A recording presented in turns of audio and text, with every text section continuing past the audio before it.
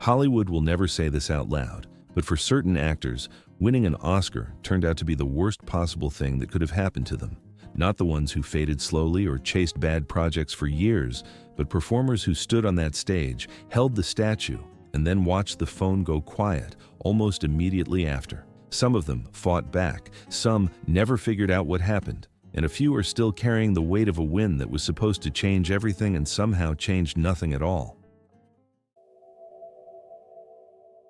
The 2012 Best Actor race included George Clooney, Brad Pitt, and Gary Oldman, and the winner turned out to be a French actor most American audiences had never heard of, starring in a black-and-white silent film with no dialogue whatsoever. Jean Dujardin won for The Artist, and the performance genuinely earned it. Carrying an entire film without speaking a single word, on a budget of around $15 million that somehow returned over $133 million worldwide, required a kind of physical and emotional precision that most actors never develop. The win felt historic because it was. What followed had less to do with talent and more to do with the practical reality of how Hollywood operates. Dujardin's English wasn't strong enough to compete for leading roles in major American productions, and none of that mattered, because studios with hundreds of millions on the line tend to want certainty above everything else. Phonetically worked dialogue, an accent that stands out in every scene, and limited ability to do press tours in fluent English made casting directors nervous, and that nervousness has consequences. A small supporting role in The Monuments Men in 2014 put him in the same film as Matt Damon and Bill Murray, but the film underperformed and the moment passed. French cinema welcomed him back, and by every reasonable standard, he's had a full career there. What he never got was the Hollywood arc that a Best Actor win is supposed to unlock, and his Oscar. Night became more of a historical footnote than a launching point. Life is Beautiful earned $230 million worldwide, collected 7 Oscar nominations, won 3 of them, including Best Foreign Language Film, and its director and star received a Best Director nomination on top of the Best Actor win he took home. By any calculation, Roberto Benigni's 1999 Oscar night represented one of the most complete artistic and commercial victories the ceremony had ever recognized.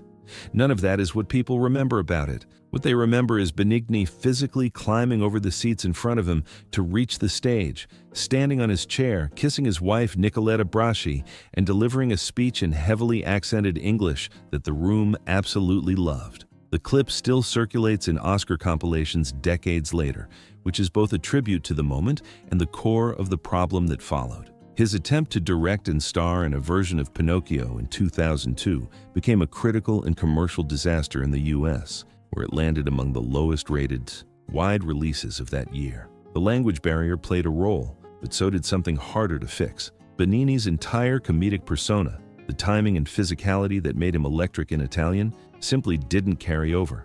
Hollywood's patience for working through that translation ran out quickly, and the window that opened after his win closed within roughly 3 years. He remained active in Italian theater and film. The acceptance speech, though, became more famous than anything he did afterward, which is a strange and specific kind of legacy.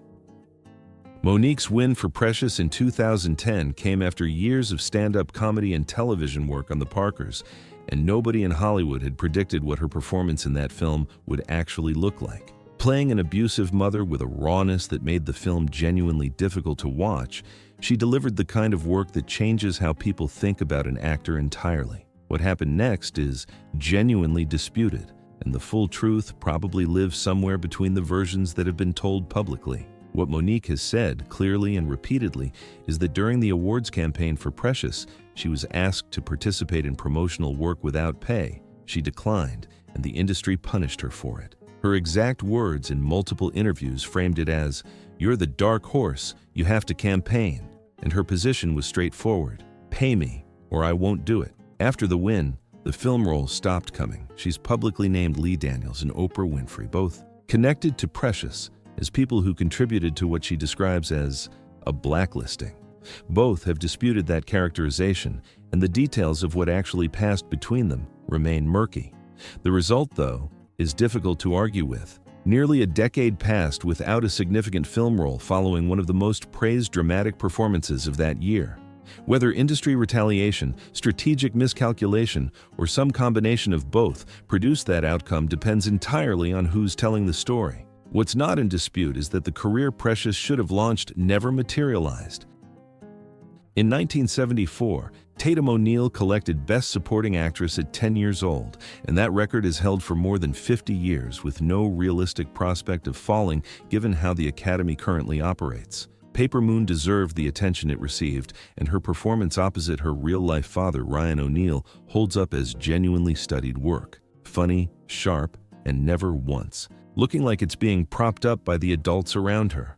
For a 10-year-old, the skill on display was extraordinary. The problem that skill created, though, was one no career advisor could solve.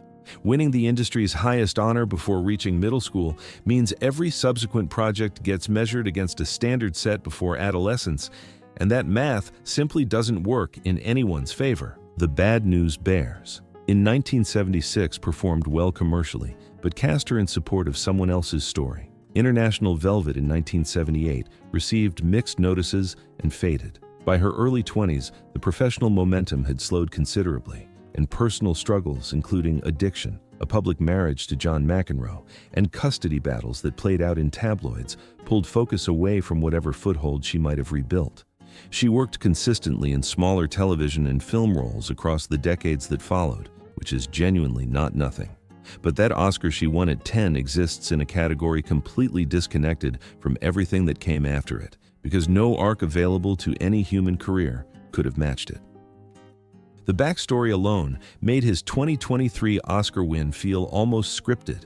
A former child star from Indiana Jones and the Temple of Doom and the Goonies, who spent nearly 20 years unable to get cast, eventually working as a stunt coordinator and assistant director, before the directors of Everything Everywhere All at Once wrote a role specifically with him in mind and handed him the kind of comeback story Hollywood rarely actually produces. His acceptance speech, where he held up the statue and talked about his family's journey as refugees and his mother watching at home, put the entire room on its feet. Signing with a major agency followed. A role in Loki Season 2 gave him visibility inside the Marvel ecosystem. And Love Hurts was positioned as the formal introduction of Huy Quan as a leading man. Love Hurts earned $17.6 million globally against an $18 million budget, and audience interest simply wasn't there. The uncomfortable question that raised, the one his team probably didn't want to spend much time on, was whether the warmth and specificity that made him so compelling as part of an ensemble translated to carrying a film entirely on his own. That time out, at least, the answer appeared to be not quite yet. None of that closes his story, and the goodwill he built with audiences is real and durable. But the window of heat that opens after an Oscar win, that specific period when the whole industry is paying attention and every door is theoretically unlocked, moves fast and narrows quickly. He's now doing the slower, harder work of building something that lasts without that particular tailwind behind him. What connects all of these people is simpler and less satisfying than any single explanation. Winning an Oscar confirms one thing. On one specific night, a room of industry voters agreed that your performance was the best they'd seen that year. That's the full guarantee. Nothing in the statue says anything about what roles come next, whether your particular gifts match what the market actually wants, or whether the people who greenlight projects will return your calls. For Dujardin and Benigni, their skills were real and their wins were deserved, but those skills didn't transfer cleanly into the American system. For Monique, industry politics reportedly overrode talent entirely. For Tatum O'Neal, the ceiling she hit at 10 years old simply couldn't be cleared again at any later age. For Huy Quan, the gap between being the emotional center of an ensemble and being the engine of a franchise turned out to be wider than one win could bridge on its own. None of them stopped being talented. Every Oscar these people won was earned. The system just was never designed to guarantee that earning it leads anywhere in particular. The question worth sitting with is this. Looking at anyone on this list, do you think a different set of decisions, better timing, or stronger representation would have changed the outcome? Or do you think the results were basically built into how Hollywood works from the start?